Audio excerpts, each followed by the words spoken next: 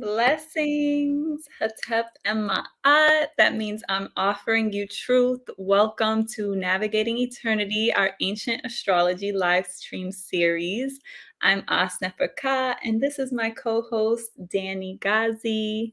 So if it's your first time here, welcome. If you're returning, welcome back. Navigating Eternity is a overarching program that we have for Tehuti Ma'at where we focus on reorienting us into cosmic cycles of time, right? Our natural way of aligning with what we perceive as time and getting out of this linear Greco-Roman European time paradigm so that we could restore ourselves to the cosmic clock. Right. So through this series, we return back to ancient Kemetic sacred science, which is ancient African symbolism and the origins of the Greek zodiac that most of us are familiar with. So without further ado, I'm going to let our sister Danny introduce herself so that we can go ahead and get started with today's theme. We're going to be talking about aligning with the equinox and the energy that is just kind of looming right now. And can you go ahead and just introduce yourself to our viewers, Danny? Yes. Hello. Nice to see you all again. Anyone who's tapping back in. My name is Danielle Gazi. I'm a multi-dimensional artist and a cosmologist. I've been studying astrology since I was about 15 years old, so almost a decade. I love to be here. I'm happy to see you. And thank you for being here. Sure. And I'm Aust Neferka. I'm the mother of Tehuti Ma'at. If you're not familiar with Tehuti Ma'at, we are a cooperative grassroots institution builder. We focus on developing revolutionary cooperative institutions. And one of those cooperatives that we've created is Coins and Karis. Coins and Karis is our healing marketplace where we offer spiritual tools and services. So if you're interested in our spiritual services, for example, Danny does the astrological consultations. I do oracle readings as well as spiritual coaching and consultations. Then you can check us out at coinsandkaris.com. We're also on Instagram at coinsandkaris. And if you click in the description, you can actually connect personally with Danny. You can follow Tehuti Ma'at as well on Instagram. And just learn more about what it is that we're doing and how you might potentially want to get involved, or you can just support by making a purchase or even joining the Tehuti Ma'at membership program. So our membership program is called the Tehuti Ma'at Militia.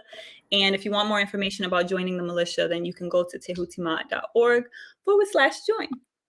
Okay, so other than that, I am a healing artist. I am a revolutionary spiritual warrior. I'm a high priestess of sacred Kemetic science. And yeah, I'm a farmer. So I think that that's one of the main ways that I orient a lot of my astrological, cosmological perspective is really by returning back to the perspective, the agricultural foundation of our ancestral knowledge, because if we try to perceive the world and our existence through the lens of the modern world, then there's a huge limitation there, because our vantage point is completely different than what it was ancestrally when we were actually connected to nature, stewarding land, and in a degree of consistent reverence and devotion to nature so that we could observe the cycles and the patterns that have happened. So that being said, I would love for Danny to just kind of open the way for us, because we titled today's episode Now or Never. And I remember when Danny, I think it was like sometime last strong, Danny was just like, yeah, I just feel this energy. It's like, now or never. And I was just like, yes, that's exactly what this energy is. So I'm glad you had said that in that moment, because I hadn't characterized the energy yet. I was just kind of like feeling it. And then when you said that, and I just kind of like dialed back and got to working on the land, because we've been doing a lot of weeding and plowing the land, which is doing a lot of like clearing. And as I was going through that process, the thing that became really clear to me as I looked at the mountain, because right behind our house and like the main view that we get is Ma'at Mountain. And literally that day when I looked at the sky, I saw the sun, Ra, coming up right at the center of the mountain. And I was like, oh shit, like it's the equinox. Duh, like the equinox is here. You know, the sun is actually in the center, which is so beautiful for my geological orientation, because when we're in the winter solstice, the sun is all the way on the other side of the mountain. It comes back to equinox and then it goes back to the other side for the solstice. So I've literally been watching it move through. So I was observing that. I was paying attention to my plants as well, because it adjusts the shadows. So because we get a lot of sun, I have to move my plants when the equinox is like in the energy and the sunlight is transitioning, because some plants really don't like to get that much sunlight. It just adjusts my whole reality, you know? And I was thinking about how if we're not so connected to nature and we're not stewarding land, or we aren't, you know, caring for plants, it's so easy for us to not even be impacted by the energy in our physical world and the way that we perceive it. But the energy is always affecting us. For me, it's in a very grounded, like terrestrial way. But I would love for you to just talk about this energy and like however you feel to describe it to people. Yeah. What you were just saying just made me think about what I was talking about with my new roommate last night, actually. I was telling you he's from Trinidad and he just recently came to America, but he was essentially asking me, he was like, okay, you practice astrology. That's a part of, um, the lens in which you engage with the world, engage with other people. And it's also your service work. So why don't you have a telescope? And I was like, and he was just like, as far as I know, in ancient Kemet, they had telescopes and they were looking at the sky and they were watching the stars. And that's where their first observations came from. And I reminded him that we're star stuff. And those observations we carry out in our characteristics as people. And that's essentially all that we're talking about here, about how we emulate this wider, broader, and higher, however perspective you want to see it, aspect of life that is unknown. But we've created all of these different facets of trying to put words to it. And it also has become a reflection for us to understand ourselves and each other. And I think that the essence of the season that we're approaching, which is the change of the equinox, is about understanding ourselves through another. When we talk about Ma'at, which is where the equinox transitions through.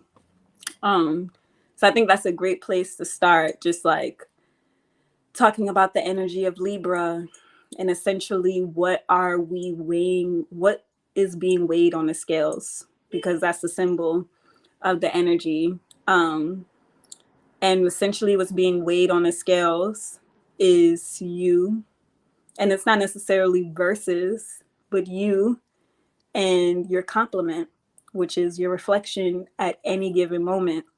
And I think it's important to add that that reflection doesn't have to be another human.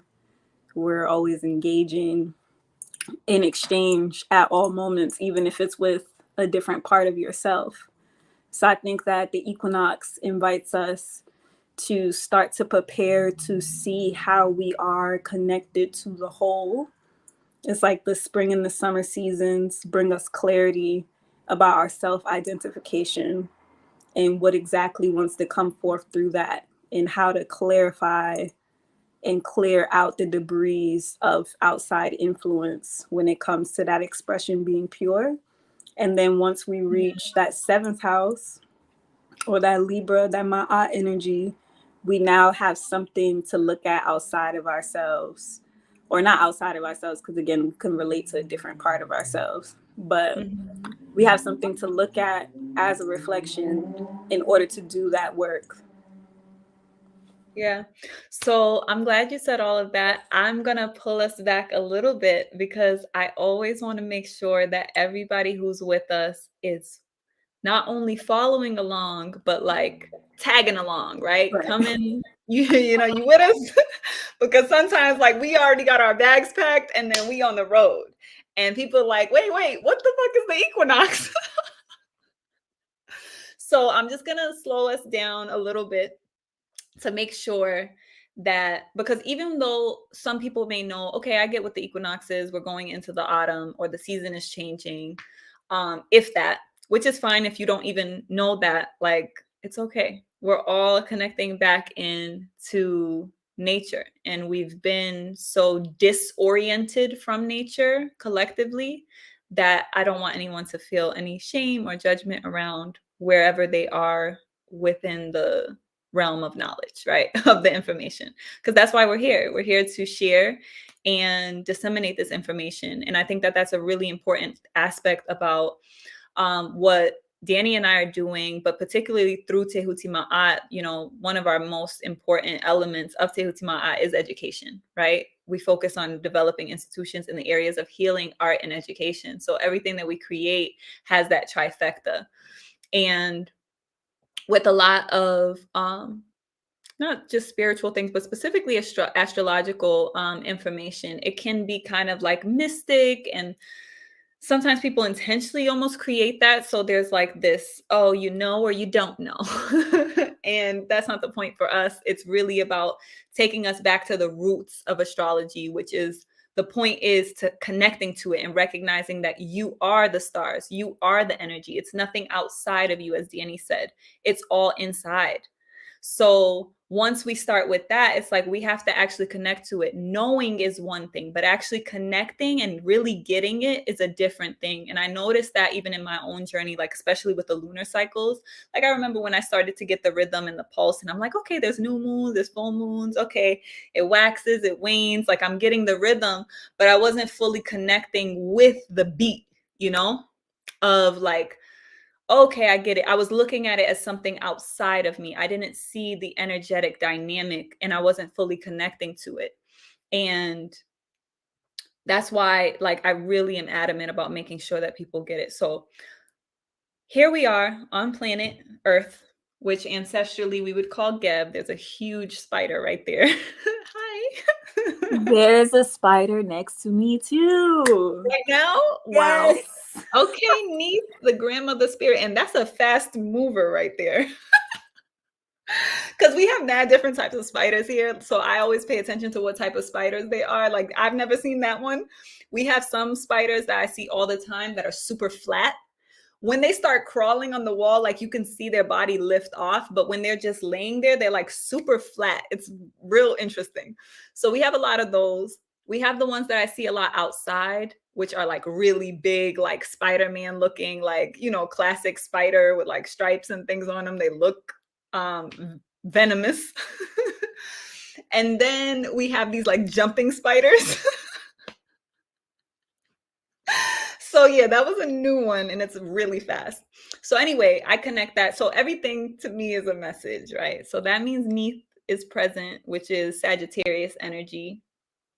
And the So moon is in Sagittarius right now. okay, that makes sense. Okay. So also just in regards to that, before we even go further than that, I don't want people to feel like, okay, I don't get it. The spider, like everything in nature is symbolic in the sense that like when you look at its behavior, that's the message. Like that spider, okay, spiders have 8 legs, right? That's one thing you can think about. But also spiders are weavers, right? They weave webs. So they're connectors. They connect things together. So in ancient Kemet, when we looked at the energy of Neith, which was seen as the weaver, she would literally have like a whittle on her crown, like that you actually weave cloth with. But the energy is about the great connector. And one of the ways I like to describe it is the belly button, right? Because we think about how the belly button connects us to our mother's womb, right? And it's like that grandmother spirit, right? Because our tradition was not matriarchal, but it was matrifocal and matrilineal. So the lineage came through the mother. So the grandmother is like the matriarch of the, power. So it's like that connecting point of transition as well. So that's just how I'm connecting as far as a message that wanted to come through in this moment. Now, here's the connection point. When we're talking about where we are on the planet, we know that we're in a solar system. So this whole planet is solar powered, right? Everything that exists here is all about Ra, right? Ra is the vibration of the sun that we've used ancestrally. And it's very important to recognize that we revolve around the sun, but the sun is also revolving in its own context. And ancestrally, in previous episodes, if you haven't watched previous episodes that Danny and I have done, I definitely encourage you to go through the Rolodex, because we've covered a lot of basic, practical connecting points of the different aspects of the Kemetic orientation to the stars and our existence, our cosmology, how we saw the development of the universe or the multiverse from that perspective. Now, one thing that we've touched on before, especially during that Lionsgate portal, right? Those dog days, we were talking about the rise of the dog star and Sirius, right? And we've just moved through that energy, which is considered to be Aust, which is also associated with Virgo. So we talked about that in the previous episode. But the reason why I'm bringing that up is because we saw that energy of Sirius, or Septet, as we would call it, which is interesting because that's also where we get the word September from. But that transition of the rise of that star is significant because it's literally the sun of our sun, right? It's the energy source of our sun. So sometimes we only see from the vantage point of our planet, but we're being called to really expand our outlook and recognize that even as we're revolving, everything else is also revolving within our galaxy and our supercluster, right? And there's so much movement happening. Like, energy is movement ultimately. So that being said, we have to look at how we're moving around the sun. And essentially, our positioning with the sun is what creates the equinox, as most people know, right? It creates the change in the season. So as of the 23rd, and it depends each year, it may fall on a particular day, but it's usually around between the 20th to the 23rd. And the equinox is marked when we have exactly equal hours of daylight and equal hours of night, right? So it's literally the balancing point. And then from here on out, the nights begin to expand and the daylight begins to shorten until we get to the winter solstice, which is going to be the shortest day, the least hours of daylight in a day, and the longest night, right? So it's literally a contracting energy because the daylight is coming in. We're getting less hours of daylight. So it's an energy that it's encouraged to kind of move inward and incubate. And we kind of naturally do that because obviously in the summer, when the days are expanding and we're going into the summer solstice, we're coming out, right? And energetically, it's like there's so much going on. And we think it's because, okay, yeah, of course, there's more sunlight, there's more going on, but the energy shifts because what the sun represents, right, is the heart. And even what Danny was saying was really interesting because when we look at the equinox, it's literally when the sun enters into Ma'at, which is Libra. And we know Libra through the scales. And it's interesting because when we go into our ancient cosmology, Ma'at is far more dynamic than what Libra represents, right? But in the essence of it in the zodiac, we look at it through the scales because there's many aspects of Ma'at. So I want to tell people about the judgment scene because people might not be familiar with Ma'at as an energy. In ancient Kemet, Ma'at is the divine principle or force of order, right? And it was depicted through this judgment scene and the scales of Ma'at, right? And you have the heart of the querent being weighed with the feather of an ostrich, which was considered to be the feather of Ma'at. And usually when you see Ma'at personified as a female body with the wings of a falcon, she has an ostrich feather on her crown, right?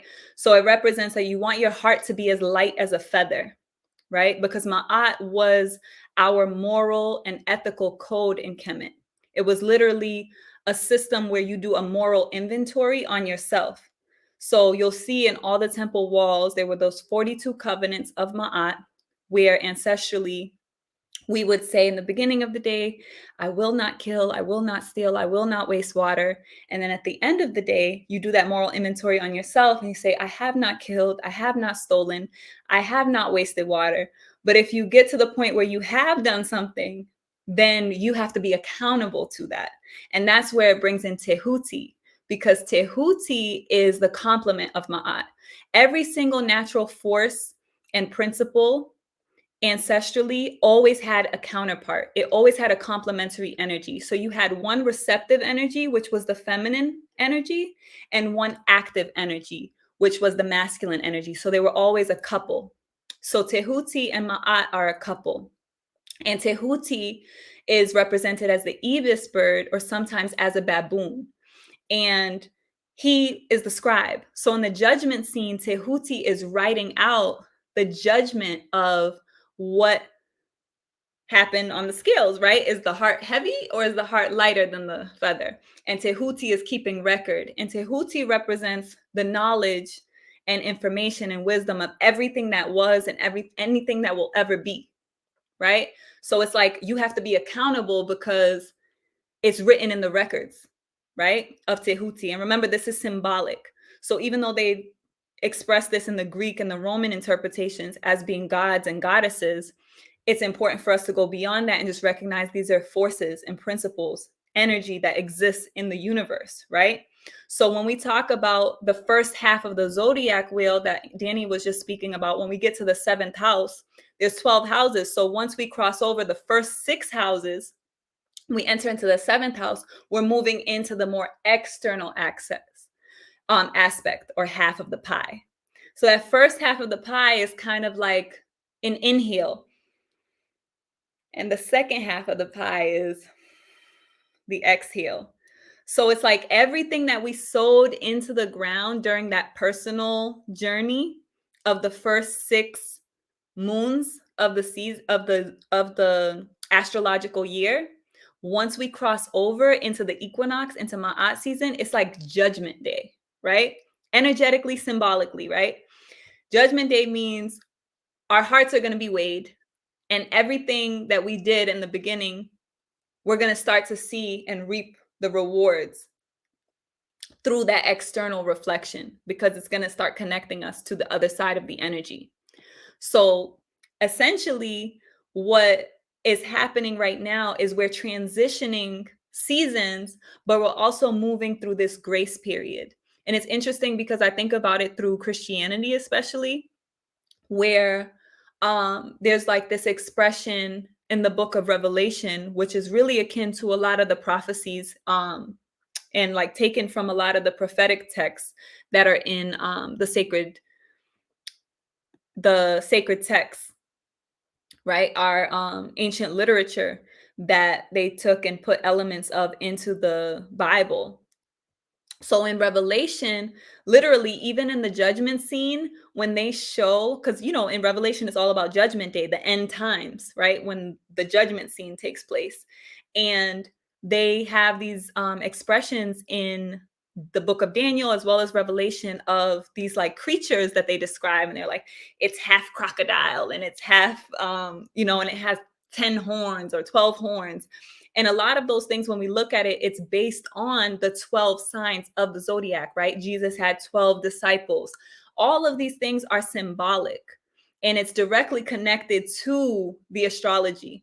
But because they removed the esoteric aspect out of Christianity and made it very literal, most people don't really know that. So those are things that you can look at. But a lot of those creatures that are described are literally what come from our ancient texts, because the Amamit, which is the creature that devours the heart of the ones who are, their heart is found heavier than the feather, is literally half hippopotamus, half leopard, half crocodile. Not half, but I guess quarter. It's different creatures.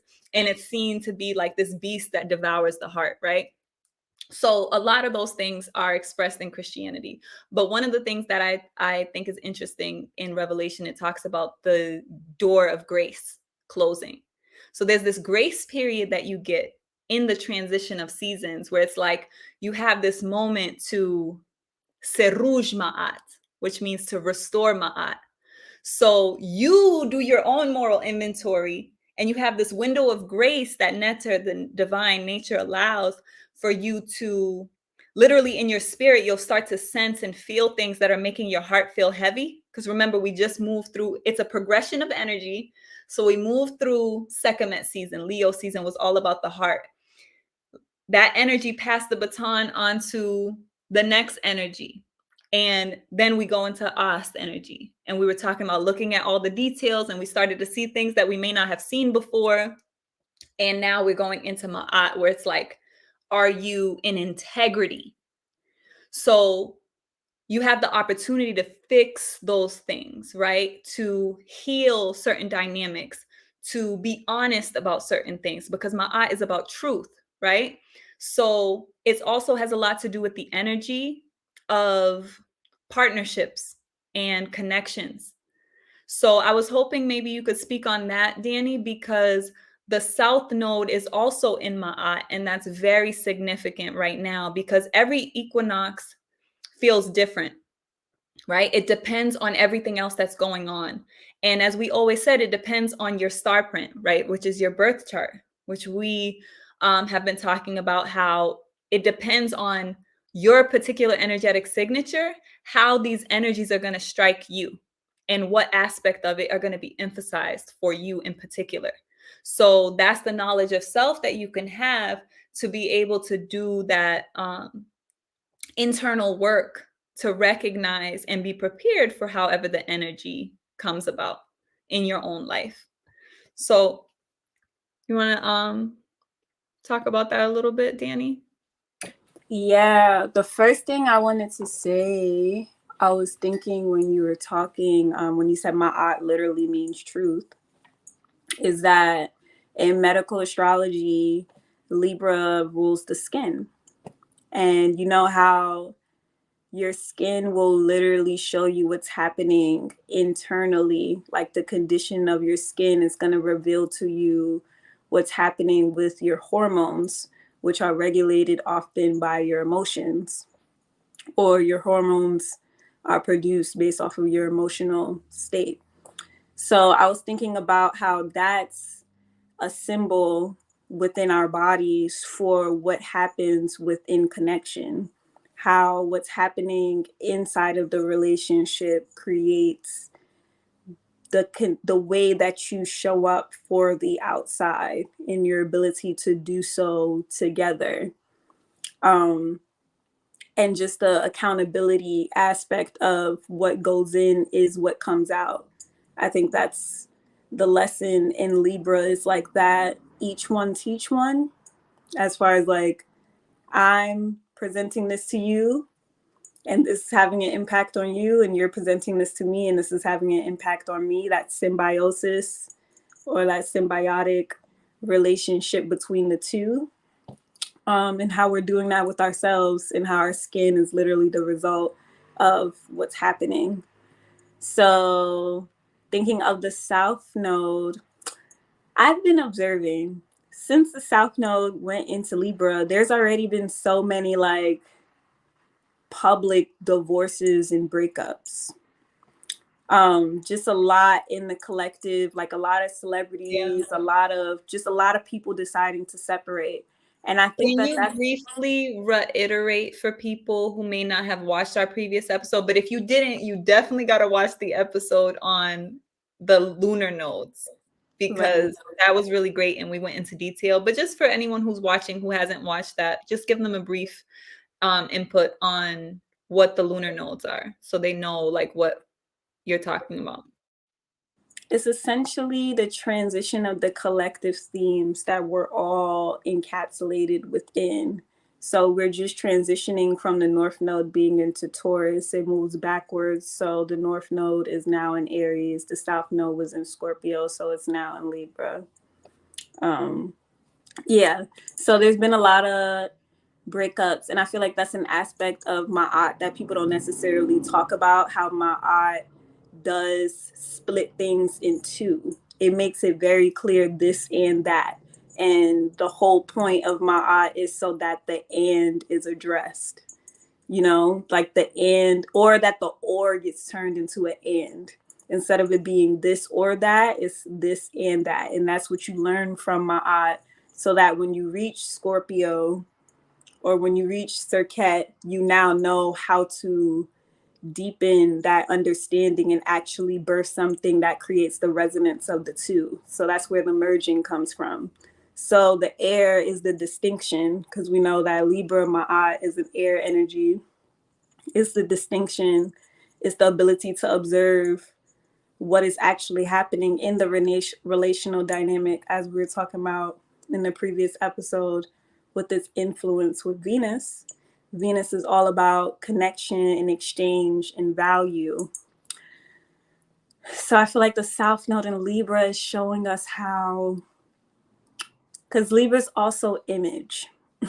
It's, since it's Venus and it's the masculine aspect of Venus in relationship to Taurus. It's not a masculine energy on its own, but paired with the other side of Venus, I would say Taurus is like nighttime and Libra is daytime.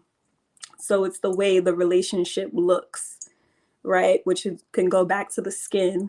The way that things appear on your skin is letting you know what's happening internally. The way the relationship looks is letting you know the relationship that each person in the dynamic has with themselves, right? Because you're going to treat people the way that you know love. You're going to use that reference in the way that you exchange.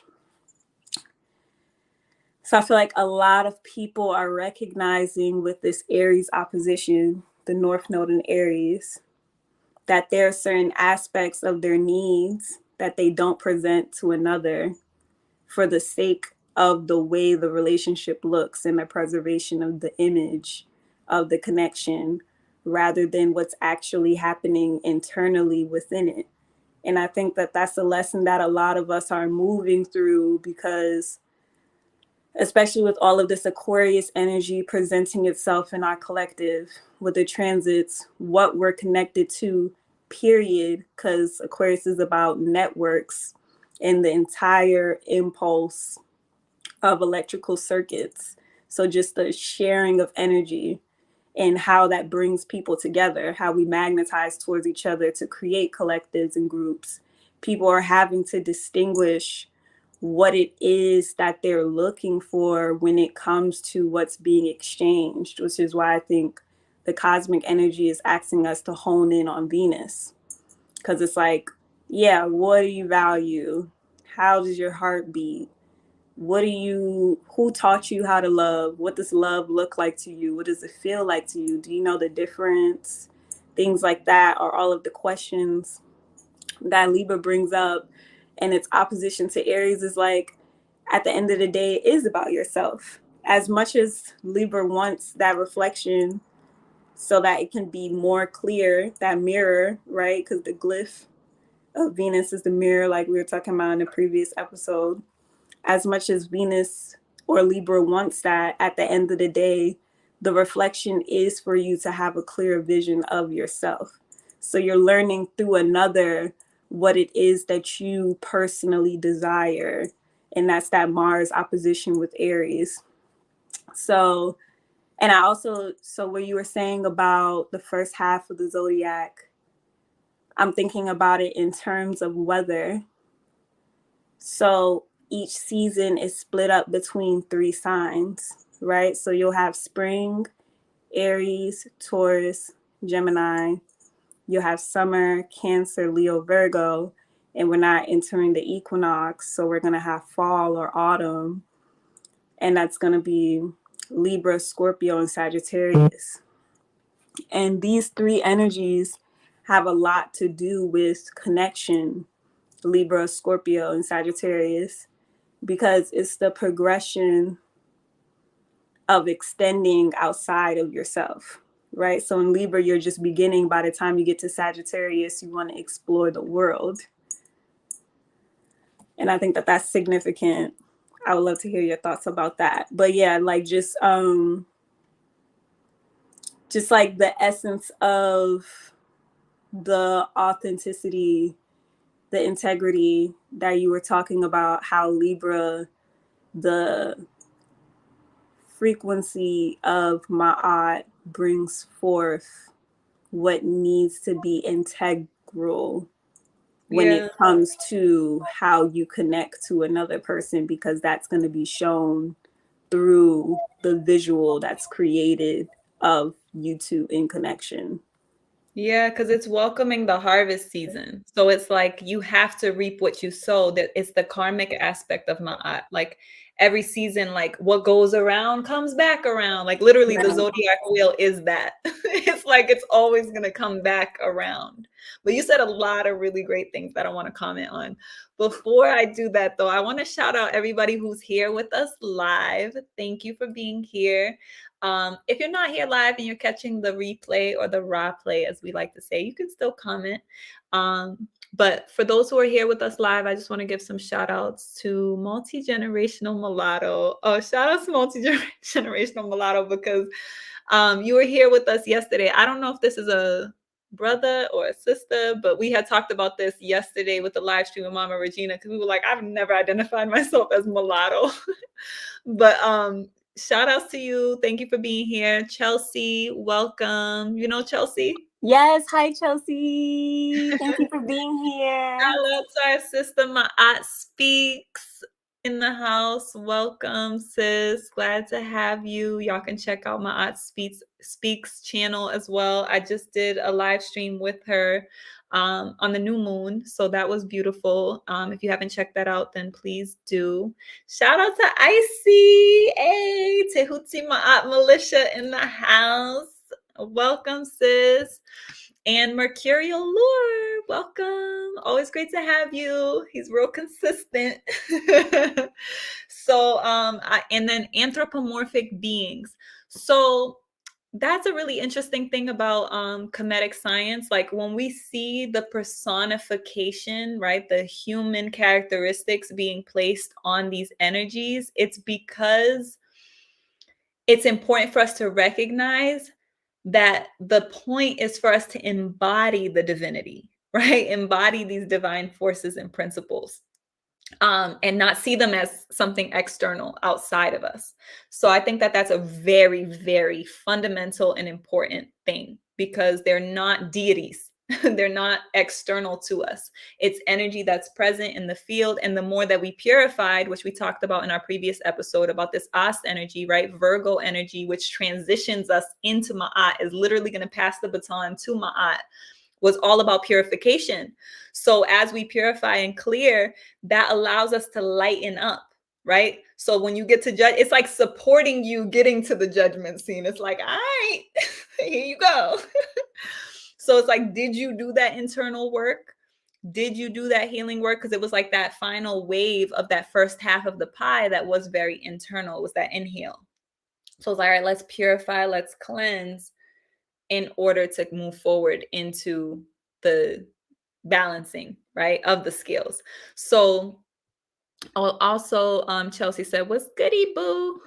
All right. I So wanted to say one thing go ahead. about the inhale. I love that analogy so much because when you're thinking about, like the spring and the summer, what are you inhaling? You're inhaling your surroundings because the energy is supporting you being outside. So you're I was gonna say pollen.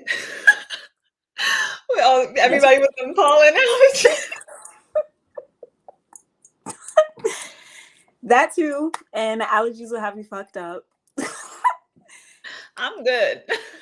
You're good. You got them good trees over there.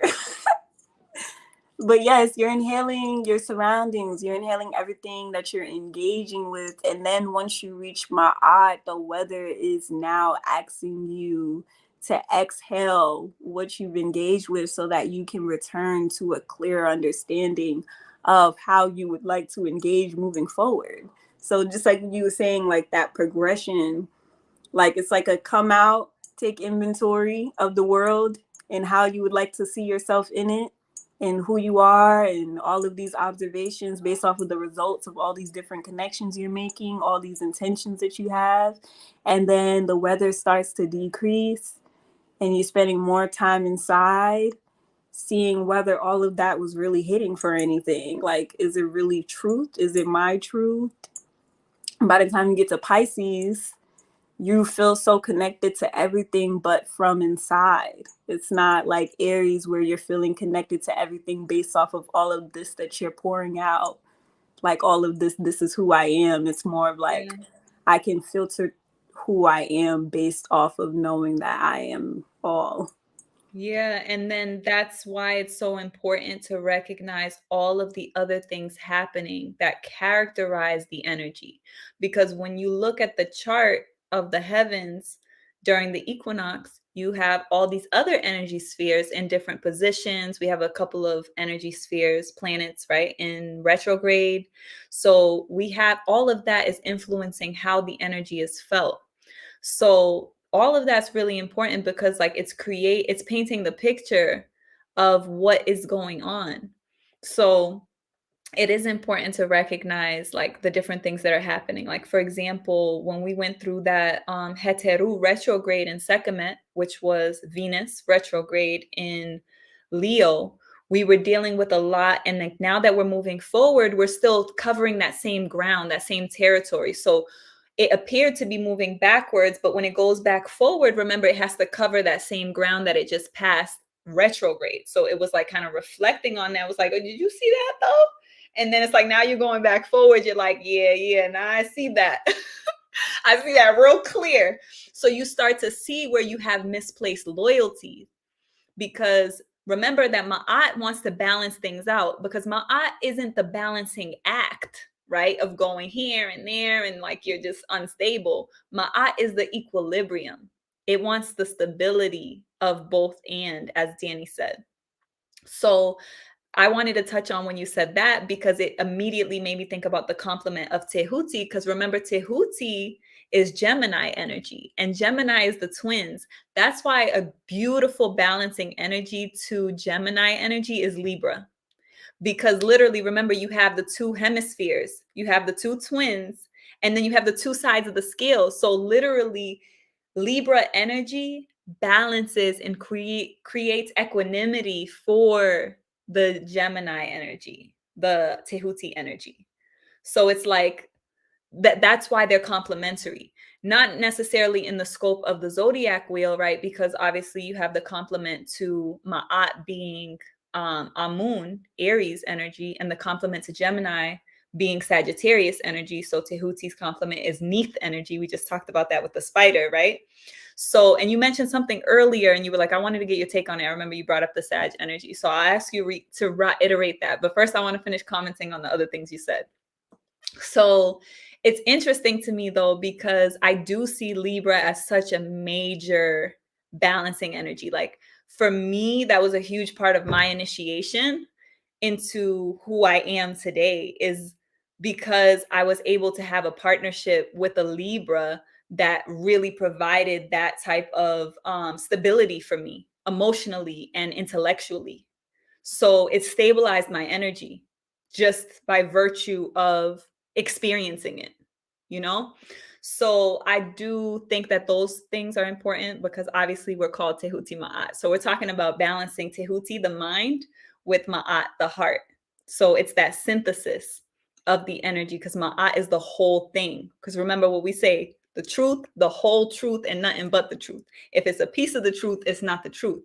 So remember, you have to have both sides of the scale, right? So that was one thing you said. And then when you mentioned the Serket energy or moving into Scorpio season, right? Remember the progression of energy. Once the sun comes out of Ma'at, it's going into Serket, which is Scorpio energy.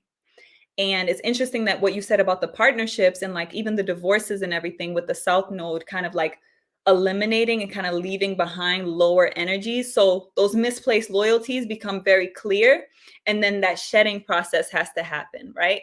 Otherwise, you recycle into a karmic cycle, right? Which some people do, right? Some people choose not to seruj ma'at, and then they have to learn that lesson, usually the hard way. Because when we get the opportunity to seruj ma'at, it's like you have the grace to do it for yourself. Otherwise, you know, the overarching energy, nature is gonna restore the balance because it's part of the natural cycle. Everything always has to, what goes around has to come back around. So you can either bring it back around with integrity, or nature is going to bring it back around in a way to make sure you get it, right? So that's why I always like to encourage people, just humble yourself to nature. Go That's ahead. I think that's really essential when discussing Ma'at, because so much of like pop culture astrology associates Libra with the energy of peace. And I feel like our perspective of peace is very distorted if we're looking at like what nature actually does to restore balance. Like often it's chaos that has to be ensued in order to reveal what is actually not in equilibrium so that change can be created. That's why Libra is cardinal. Like it is able to initiate something new after bringing light to what is not in equilibrium. Like that's really what the air is doing, exposure, by bringing things into It's travel, like making circulation. more room. Yeah. Remember, air brings change, right? Wind clears, it brings change. Like we just had a windstorm today, literally knocked down so many of my crops. I was just like, really? It was windy for like an hour, and I come out, I'm like, the fuck? It was just like a whole, like everything was leaning to the side. But it's just funny when you think about the elements themselves. And that's why I'm saying like connecting with nature is so important, because that's where the treasure of the wisdom actually is. It's not in reading a book or learning from somebody else. It's in you experiencing how the elements move. And it's like, oh, okay, I get you. You know, like I feel you. So that part is really important. But yeah, I think it's really interesting how we tend to not necessarily want to humble ourselves to the necessity for all things, right? Because we tend to move in judgment. Because, like, let's go back to what you said about the scales with Ma'at and how it's usually seen as peace. We have to recognize that everything is within context. So we have a overarching culture, death culture, right? That is pulling a veil over the collective to create a narrative, a false narrative, right? So like we're literally in a degenerate cycle. So the way that the collective expresses ma'at is through isfit, which is lies, right? It's the opposite of ma'at, right? So we're in a reality of the isfitian aspect, not ma'at. So that chaos requires order, it gives purpose for order. So it's like an uphill battle. So it's actually war, not peace. And we have to remember that diplomacy is necessary within war, right? But because the veil has been pulled over us, the way that the energy is usually expressed through pop culture is like, that's why a lot of people are operating within balance with the Libra energy, with that people pleasing energy that like gets like, I think that's like the main like energy, because I experience that a lot with a lot of Libras. It's like constantly avoiding, and that's not necessarily a healthy expression of Ma'at. That's not Libra in its balanced state. In its balanced state is diplomatic, but it's not avoidant. Yeah, so that avoidant aspect is like what I see is like kind of a cowardice, because like it seems like the heart's not strong. It's like the heart is too light. It's like the whole point, like you don't, anything in excess and extreme is out of balance, right? It's not the equilibrium, it's not the center standing. right? So you can be too light as well. So I think that that's an expression of it. It's like fearful. So I do see that as a cowardice expression, which is really great that we just move through this heart healing energy with a lot of that energy in Sekhmet and Leo, really focusing on the heart and really focusing on strengthening the heart and coming into authenticity, right? We did that whole episode on how to like really demystify authenticity, like being authentic, because that's an expression of the heart, right? When you're afraid to be who you are, your heart's not strong, your heart is weak. So we were given these opportunities to express it. And even right now, that's that now or never energy that we're in, because it's like, do you have the courage to do what's in your heart or to do what you need to do, whether that's humble yourself or if that's exert your energy? Because for some people it's like dimming your light, not wanting to shine, not wanting to be seen, not wanting to be judged. Nah, say what you got to say exactly as you are right now and trust that. So it's like that energy as well. So it depends on where you are. You have to do that evaluation. Remember, it's a moral inventory you do on yourself. So you are the judge. So at the judgment scene, you have the judges that are shown at the top of the scene, but those are aspects of your own self, right? They're faculties of yourself that are assessing the state of your heart. So that's also a beautiful thing to take into consideration as far as this energy. Were you going to say something? Yeah, I was gonna say, because what you were talking about with the people pleasing, I want to give a little testimony because I'm a whole Libra rising. Like I'm a whole my art rising. That's my ascendant. And we know that, your ascendant is the life path that you have to walk, because what you have to learn, but it's also your first inhale, right? The time that you were born is the first perspective that you breathe into your body, the energy that's rising in the cosmos. So that becomes your first perspective of how to engage with life itself. So it's interesting because I have the, Sekhmet sun, Leo sun. So I don't mind causing conflict, but there is like really, yeah, that's not a problem for me. But if anything, like, yeah, but I think that when we're looking at the houses to describe the energies, because that's what I like to do when I do the exchange, the consultation, it's like, let's look at where each energy is placed. In Libra, it's flipped. So I think that the reason for the people pleasing is because in childhood, there's been a conditioning to consider self along with the other, because Aries is in the 7th house. So the way that you look at your desires is weighed against what you're in connection with. And there's a time and place for that. And that's what our moon is teaching us. It's like first you move on your instinct, because your instinct is communicating to you what is for you. You don't have to always act on your instinct, but it is valuable information because it's your body's reaction to the environment. And I think that my people with a lot of Libra energies, the issue is filtering in another person's experience initially, overriding the instinct. And it's like needing to synthesize both in order to come into more authenticity. Yeah. Synthesize both, and I think it's important to prioritize self. That's why we have that balance with the Amun energy. It wants to make sure that we're still prioritizing ourself.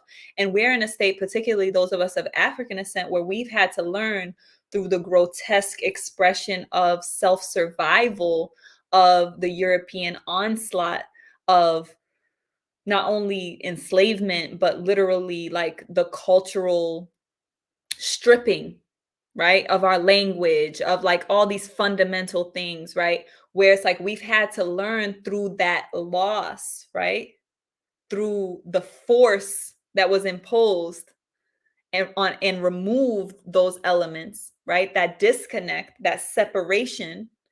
And we talked about this in the conversation I had with Mama Regina. So shout out to Mama Regina. If you haven't been keeping up with our Professor and Priestess talk show, then I definitely encourage you to do that. But we did talk a lot about separation, and particularly like the European African, dichotomy, and how we have to honor and look at race as a construct, even though we understand that it's a construct simultaneously because we're in it, right? It's the both and. So the reason why I bring that up is because we're looking at how we've been like pulled apart. And it's important for us to recognize we have to learn through that expression of survival how to preserve ourselves, because what got us in that position to begin with, right? Even when you think back to Kemet and bringing in the Greeks and the Romans and teaching them all of these things, and then how that was then wielded against us ancestrally, or even prior to that, when we look at like the Arab enslavement of our ancestors, which a lot of people don't talk about, which took place before European enslavement, and in some ways arguably was worse and longer. So it's really important for us to recognize like what characteristic behavior and openness created the reality that we're in right now, because remember, we're moving through cycles, so we have to come back around, which means the spiral has to expand, but we have to learn our lesson. So it's like the idea of navigating eternity is really, it's not a matter of time, it's a matter of movement. So it's not like, okay, next year we're going to move on up. It's like, no, you might be in the same ass place you was last year if your ass don't move, right? So it's like, it's about movement. So how are we learning? How are we growing? How are we progressing? Or how are we stalling? Because the only way is forward. Remember that even when you have a retrograde, it's an optical illusion. It's not moving backwards. It just, our perspective from our planet looks like it's moving backwards, but really there's only forward motion. So it's important to recognize that like the spiral is expanding. So sometimes we just slow ourselves down. Sometimes we can even derail ourselves a bit, right? That being said, I do want to mention a conversation I had with Sister Ma'at though, because of what you said. Sister Ma'at and I were talking about like the consideration that you have to have in communication, because I think that does have a lot to do with Ma'at energy. So again, we talked about how Tehuti is balanced by Ma'at, but Ma'at is also balanced by Tehuti, because remember, Tehuti energy, Mercury energy, is all about communication and expression. So what Tehuti provides for Ma'at is the example of how to express and communicate the truth, right? So it's like the responsibility of communication, because it's a two-way street. Remember, it's the left hemisphere and the right hemisphere. It's giving and receiving. So it's like when I communicate and express myself, it's also about like, how are you going to receive what I'm saying? So that responsibility of how what you say lands is so important. And the fact that we, in order to be great communicators, we do have to be considerate of other people. But what happens with my energy is sometimes it may be too concerned with how other people are going to feel. And that's why all of these other energies we move through, as we talked about, like strengthening the heart, is like, you still got to show up true. You really got to be, you got to put yourself first and then move forward and express yourself in the best way. But it's like, yeah, you can hit somebody over the head with the truth. And trust me, this is like my personal testimony. Because the way my tongue is sharp, my dad always says that to me, like, "Tem baka molado." He's like, your mouth is too sharp. And it's something that I've learned to wield with care, great care and consideration and compassion. And that's important too with the energy. So I think there's a way of looking at it. Like, don't be so concerned, but be considerate and consider yourself first. And there's nothing wrong with that, right? It's not about being selfish. It's about self-preservation, which moves it into Circat energy, which is all about self-preservation, right? Scorpio energy, but it's also the intimate connections, right? That's why Scorpio is associated with sexual energy. Scorpio is associated with how we deepen our connections, how we pull things in, or how we go into things, right? Depending if it's the masculine or the feminine, right? If it's active or it's perceptive. But the reason why that comes after Ma'at and Ma'at passes the baton to Serket is because you want to deepen the relationships that are in integrity, that are true, that are in alignment with you. You don't necessarily want to get intimate with energy that's not trustworthy, energy that's not truly reflecting you, right? So it's about that. It's like, but again, the way people experience it is all based on their level of consciousness and awareness and healing, right? So, like, how are you actually, what are you actually choosing? Because you could choose to connect with anyone. Some people do. But again, you're going to reap what you sow, right? So, we have a saying they say here, which is, si vous faisiez quel qui vous cacre, vous tourgez quel qui vous cacre. So it's like, if you want to do whatever you want, you're going to see whatever you don't want.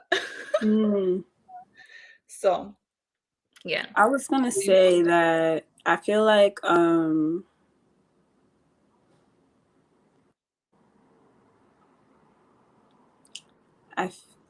when you're speaking, it was bringing. Well, one, I was gonna say that we're conditioned to choose what's familiar to our nervous system, right?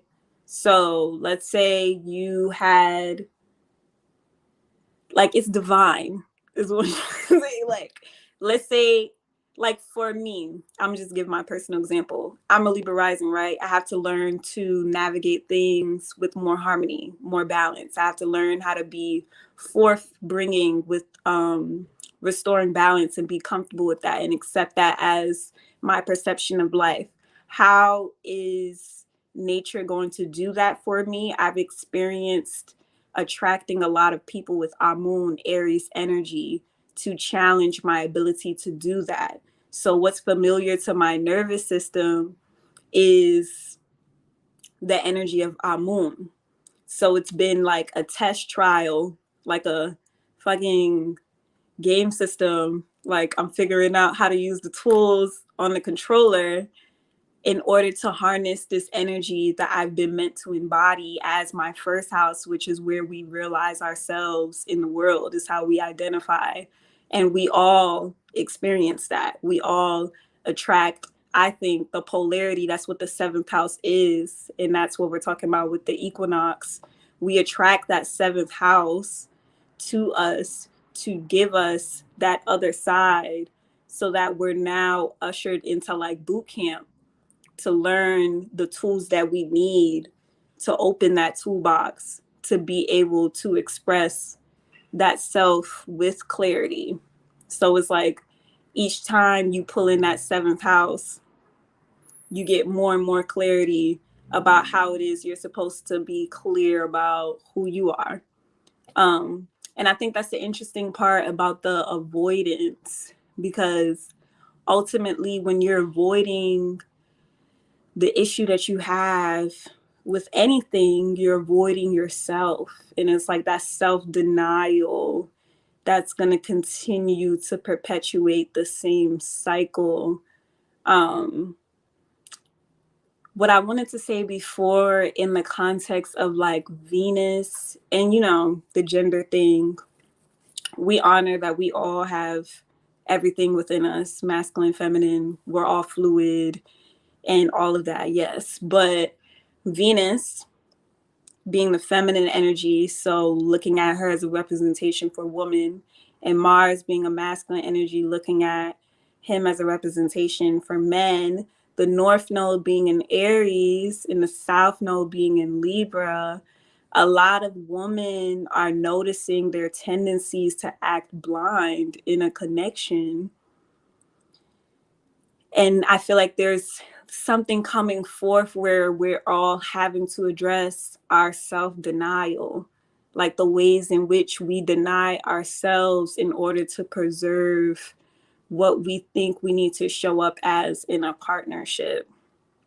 And on the other side, I would love to hear a man's perspective, but I feel like men are learning their own conditioning and how they neglect the other in trying to preserve their personal desires, which can be like this hidden thing. Like you want to hide your desires so that you can't be denied from them. And it's like women are doing the opposite, where it's like you're denying yourself so that you're not ridden from this desire that you found through this person.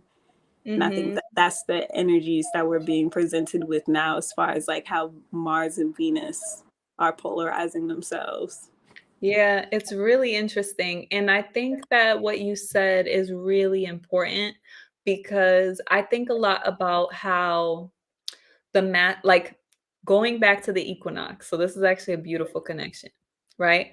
We're moving collectively speaking, energetically speaking, right? In the polarity of the sexual dance of life, right? Recognizing that life in this realm is all about the connection between masculine and feminine energy. It's this sexual dance of the complementary energies coming in and out of one another, right? So within that, we've been in a state of an extreme expression of masculinity, right? So, it's just so obvious. And I'm not saying this from a feminist perspective at all, because I just don't align with that. But the reality is we do have to look at the world like, yes, it is predominantly ruled by masculine energy, but not in that balanced sense that it was for us ancestrally, because ancestrally for us, it was an expression of ma'at, right? The whole point was to show the balance between the masculine and feminine energy. Even when you had the masculine at the forefront, you had the feminine in her proper place. That's equilibrium. Now, we're in a state of excessive masculinity. So, for us to come back into equilibrium, there has to be an emphasis on feminine energy. And what you said about recognizing we have both masculine and feminine energy is key. But we still have to look at the way it materializes and crystallizes in form in the 3D world is through male and female dynamics. And that's broadly speaking. Obviously, we're in a degenerate cycle. So there's a lot of different aspects that have shifted and tilted that reality because male and female are not necessarily like fully embodying the energies, because we have really a lot of females embodying more masculine energy and a lot of males embodying more feminine energy. But what's happening energetically, naturally, is the energy is trying to create equilibrium, it's trying to balance itself back out. So what that means is the masculine energy has to make space for the feminine energy, which is why most females are learning to synchronize more with the feminine energy, because it wants to come back into equilibrium, because the biochemistry of a female body is literally designed in that way, right? So we do have to look at the divine design and, again, the humbling nature. And I think we talked about this in a previous episode, I believe, because we talked about the unhealthy aspects or the toxic aspects of Venusian energy, of Heteru being vanity. And we talked about like all the surgeries and the different aspects that are showing that like unhealthy or imbalance of feminine energy as well. So those are all things to take into consideration. Like the energy is trying to create equilibrium, which means it does go like this before it actually balances out, right? So I think that that's really significant to think about. Like we're transitioning into a state of balance between masculine and feminine energy. And that's how we're progressing in this cycle as a collective between male and female energy. So yeah, and I wanted to also mention that on the 30th, I'm going to be doing a workshop. This is actually my first public workshop that I'm doing since like 2018. So this is a big expression of healing my Heteru energy, my Venus energy. So I want to invite people to that. And if you follow us on Instagram, you'll get more information about this. But you can also if it sounds like something you're interested in, you can also email if you're not like on our mailing list, or you can text 646-883-MAAT because this workshop is actually going to be about how to heal sexually. And what it's going to be a huge focus on the masculine and feminine elements within us. But I'm really going to focus on how to heal sexually because I really want to invite people who, well, it could be anyone who's a healer, energy worker of any kind, but specifically focusing on through our personal healing of childhood trauma, of sexual abuse, sexual trauma, sexually transmitted disease, abortion, miscarriage, pregnancy, like any aspect of emphasis on the sexual energy, and being able to like clear that out and create balance within that. So I'm going to be sharing practices, and it's a workshop. So it's like involved. So I do want to bring that up because we're talking about this balancing, because the balance begins within ourselves, because that's how we balance collectively. Is each individual grain of sand on the beach that makes up the beach shifts in order to change the dynamic of the beach, the collective.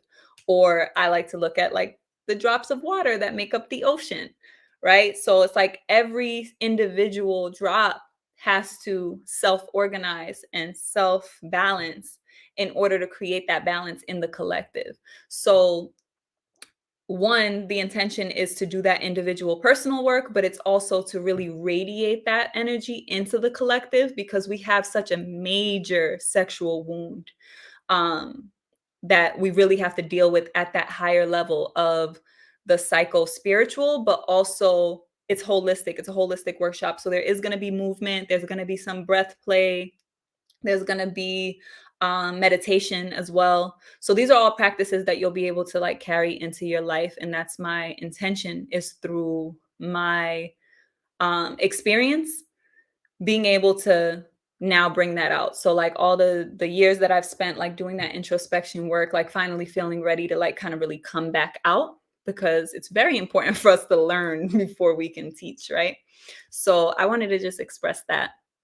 I was also hoping, Danny, that you could share with people a bit more about how they can tune in with you in particular if they want to get their particular star print and start going through their natal chart and know their specific energy, and just what an astrological consultation with you would be like, because I do want people to also know that that's available to them, and they can book a service with you at coinsandcaris.com.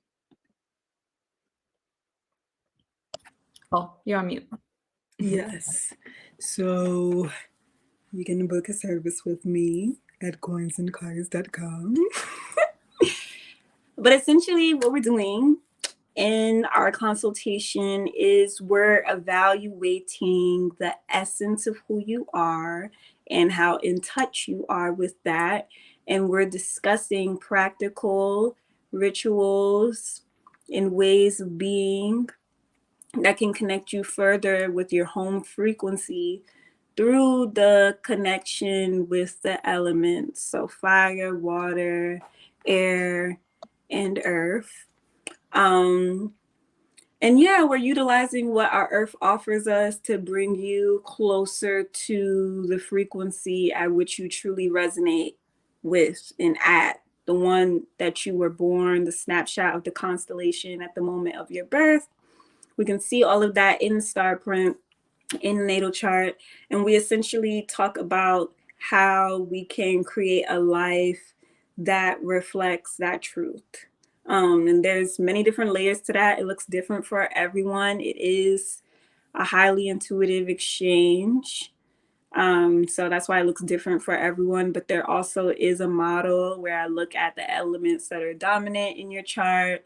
We can also look at transits and where you may be at and where you have been at in the past, what cycles continue, what patterns you're moving through, what's trying to be illuminated.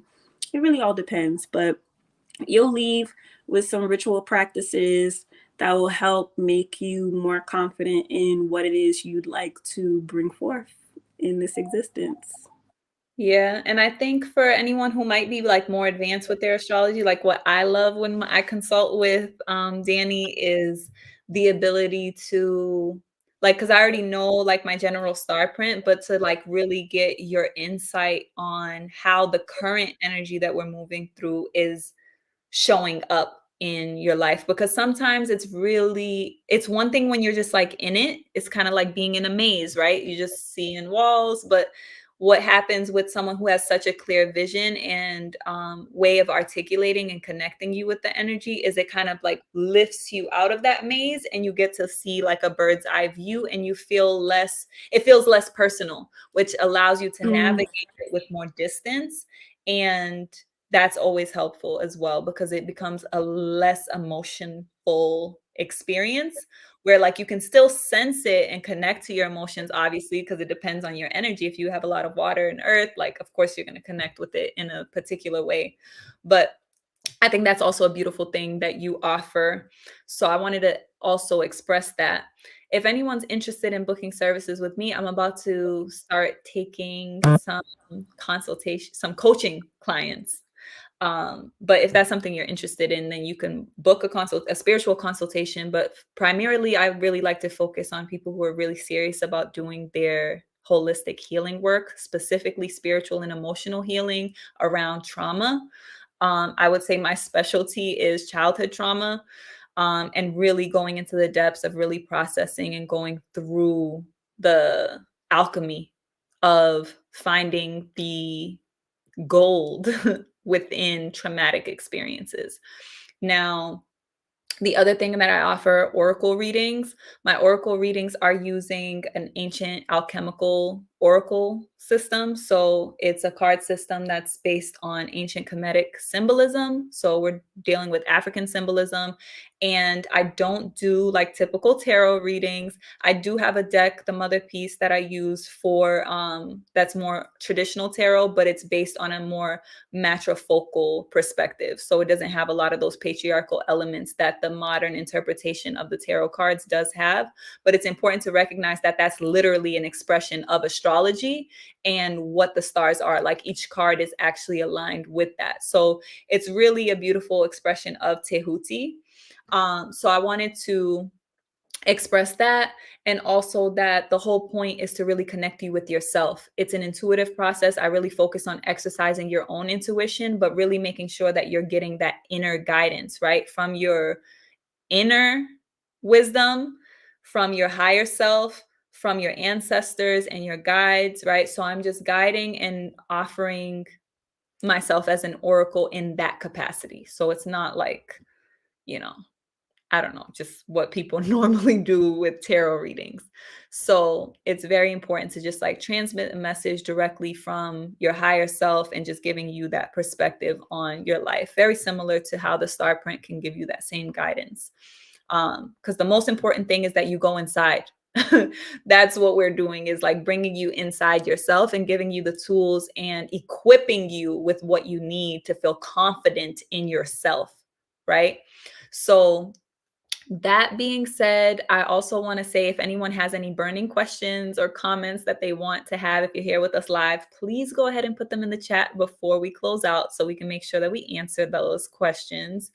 And with the Kemetic Zodiac course that we're doing, I do want to also express to people that it's an extension of the Navigating Eternity course, right? So it's very important right now before the Kemetic Zodiac course comes out that you do tap into Navigating Eternity. And speaking of a grace period, we do have a window of grace because the price of Navigating Eternity is going to go up.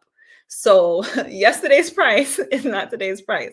So I do want you to go ahead and take that opportunity if it's something that you're interested in to book the course because the price is going to go up. I like to give people notice. So it's not just like, hey, it was just a different price yesterday. Like, nah, the price is going to go up. So I want you to know that, because it's a living, breathing course. We're always adding things in there. Like I'm currently actually putting in some new material lectures. There are guided meditations in there. So it just continues to expand.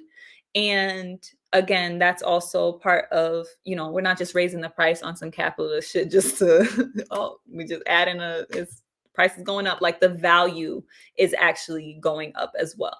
So I do want people to take that into consideration, because when we come out with the Kemetic Zodiac, it's really important that you're already oriented into eternity, and you're not coming in with a linear perspective of time, because it's fundamental to how you process the ancient astrology, right? So it's just giving you more landscape of eternity, more of the patterns and archetypes and rhythms to be aware of.